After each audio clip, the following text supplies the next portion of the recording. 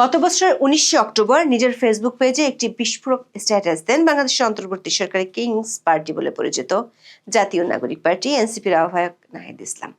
নাহিদের ওই স্ট্যাটাসটি বেশ আলোচনার জন্ম দিয়েছিল।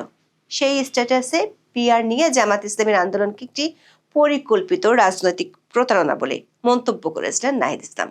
ওই স্ট্যাটাসের 2.5 মাসের মধ্যেই নির্বাচনে লড়ার জন্য নাহিদের ভাষায় একসময় যারা ছিলেন প্রতারক তাদের সাথেই জোট করে এনসিপি।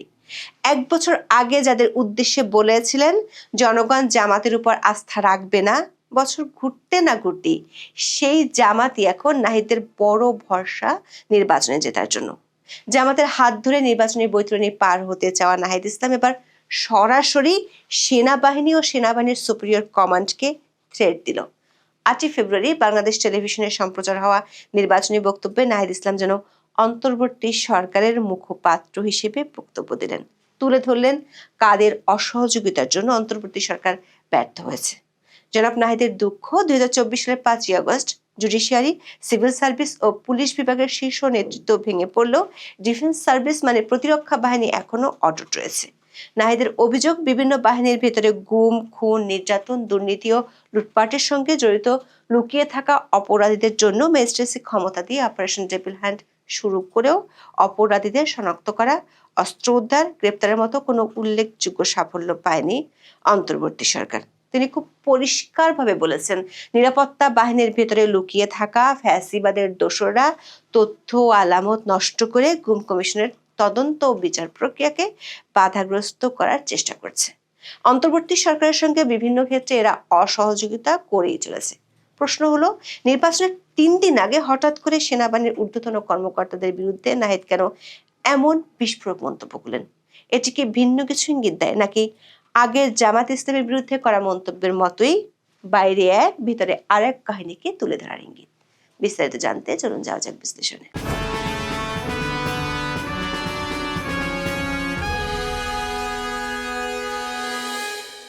2025 সালের ফেব্রুয়ারিতে এনসিপির আহ্বায়ক নাহিদ ইসলাম ভারতীয় সাংবাদিক অর্কদেবকে দেয়া এক সাক্ষাৎকারে বলেছিলেন, জামাত কিংবা চরমোনার মতো ইসলামপন্থী দলগুলো এবারে জনগণের সমর্থন পাবে না।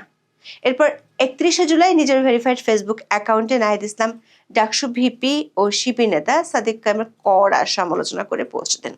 ওই পোস্টে নাহিদ লিখেছিলেন, সাদিক কায়েম বৈষম্য বিরোধী ছাত্র আন্দোলনের কোনো সমন্বয়ক ছিলেন না, কিন্তু 5ই আগস্ট থেকে এই পরিচয় ব্যবহার করেছেন সাদিক কায়েম। জামাতের বিরুদ্ধে সবচেয়ে বিস্ফোরক স্ট্যাটাসটি নাহিদ দিয়েছিলেন গত বছরের 19 অক্টোবর। নাহিদের সেই স্ট্যাটাসের কড়া প্রতিবাদ জানিয়েছিল জামাত ইসলামী। ওই স্ট্যাটাসে নাহিদ লিখেছিলেন, জামাত ইসলামী শুরু করা তথাকথিত প্রপোর্শনাল রিপ্রেজেন্টেশন বা পিআর আন্দোলন একটি পরিকল্পিত রাজনৈতিক প্রতারণা ছাড়া আর কিছুই না। নাহিদ তখন লিখেছিলেন, ঐকমত্য কমিশনের সংস্কার প্রক্রিয়াকে লাঞ্ছিত করতে এবং জনগণের অভ্যুত্থানের পরিপ্রেক্ষিতে রাষ্ট্র ও সংবিধান পুনর্গঠন প্রশ্নে জাতীয় আলোচনাকে ভিন্ন খাতে সরিয়ে দিতে ইচ্ছাকৃতভাবে এর নকশা করা হয়েছে। জামাত ইসলামের তৎক্ষণাৎ নাহিদের এই বক্তব্যকে বালখিল্য সুলভ বক্তব্য বলে কড়া সমালোচনা করেছিল। কিন্তু সেই বালকদের নিয়ে 2.5 মাসের মধ্যে জোট করে জামাত। যে নাহিদ মনে করত মানুষ জামাত ইসলামীকে মেনে নেবে না, তাকে এখন মন্ত্রী করার ঘোষণা দিয়েছেন জামাতের আমির ডক্টর শফিকুর রহমান। 8 ফেব্রুয়ারি বিটিভিতে নাহিদ ইসলামের নির্বাচনী বক্তব্য প্রচার হয়। সেই বক্তব্যে এবার তিনি সরাসরি বিস্ফোরক মন্তব্য করেছেন সেনাবাহিনী সহ নিরাপত্তা বাহিনীগুলোর বিরুদ্ধে। 31.5 মিনিটের ওই বক্তব্য শুনে মনে হতে পারে নাহিদ ও তার দল এনসিপি যেন এখন সরকারি দলের ভূমিকায়, যত ক্ষোভ সরাসরি আওয়ামী লীগ আর ঘুরিয়ে পেঁচিয়ে বিএনপির বিরুদ্ধে।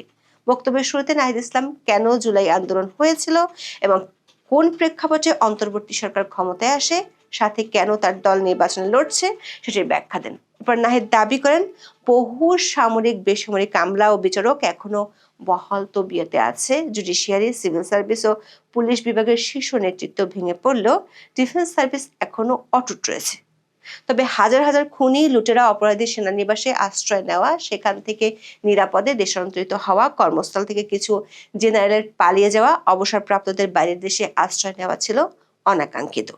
নাহিদ দাবি করেন শেখ হাসিনাকে উৎখাতের পর এই সকল অপরাধীকে গ্রেফতার ও আইন শৃঙ্খলা পরিস্থিতি নিয়ন্ত্রণের জন্য ম্যাজিস্ট্রেটের ক্ষমতা দিয়ে সারা দেশের সশস্ত্র বাহিনীকে নামানো হয়েছিল। অপারেশন ডেভিল হান্ট শুরু হলেও অপরাধীদের শনাক্ত করা, অস্ত্র উদ্ধার এবং গ্রেফতারের মতো কোনো উল্লেখযোগ্য কাজ হয়নি। লক্ষণীয় বিষয় হলো সরকারের কিংস পার্টির নেতা সরকারের ব্যর্থতা কিংবা সরকারের মিত্রদের মব সন্ত্রাসের বদলে সেনাবাহিনীকেই দায়ী করছে।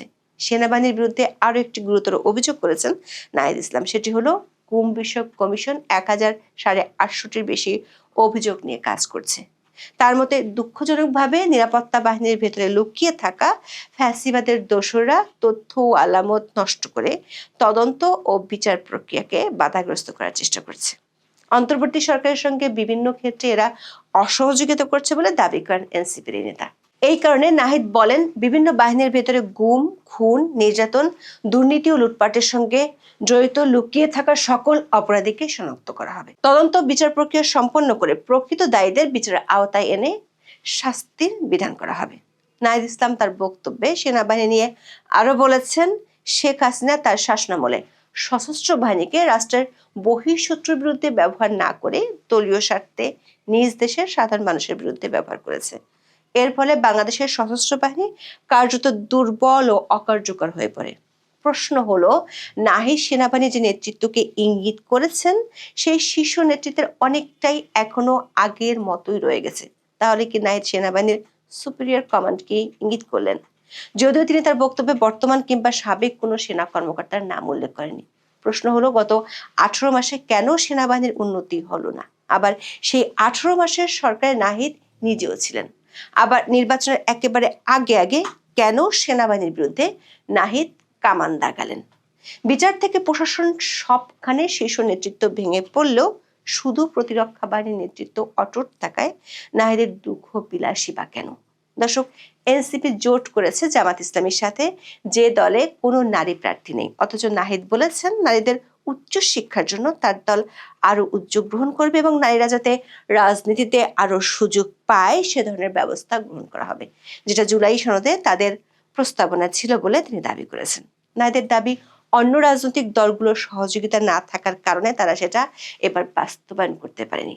প্রশ্ন হলো, নারী নেতৃত্ব নিয়ে নাহিদ যদি এতই সোচ্চার, তারা কেন নারীর শীর্ষ নেতৃত্ব স্বীকার করে না এমন একটি দলের সাথে জোট করলো?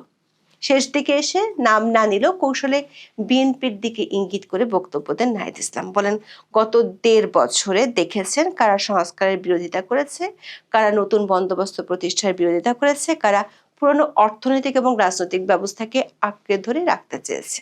দর্শক, নির্বাচনের আর আছে মাত্র 3 দিন। এমন সময় বিটিভিতে নির্বাচনী বক্তব্য দিয়ে কেন সেনা ও প্রতিরক্ষা বাহিনীকে এক হাত নিলেন নাহিদ ইসলাম? কেন রাগঢাক না রেখে বলেন অন্তর্বর্তী সরকারকে বাহিনীগুলোর কর্মকর্তারা অসহযোগিতা করেছে?